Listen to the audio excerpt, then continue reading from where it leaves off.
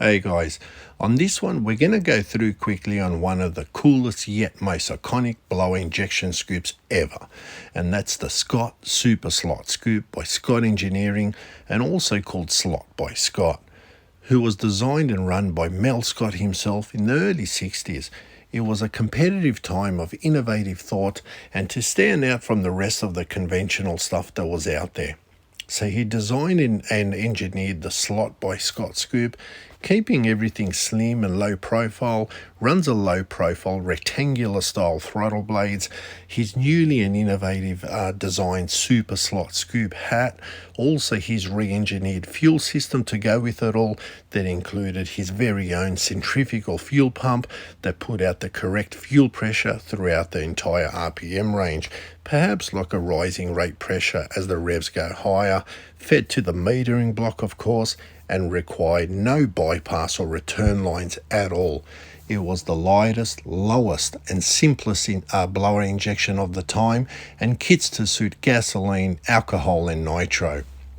Many big names in dragsters back then successfully won meets and championships utilizing the Slot by Scott's injector scoop setup, so it definitely speaks for itself.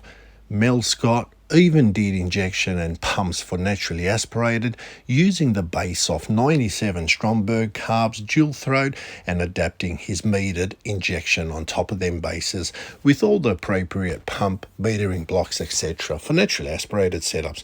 Now that's just badass. Back to the famous SuperSlot scoop.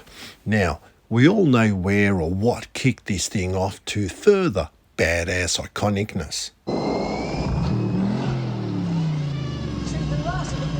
That's right guys, that famous Down Under movie Mad Max with Mel Gibson chasing down every bad guy with that badass Scott injected blown Aussie coupe.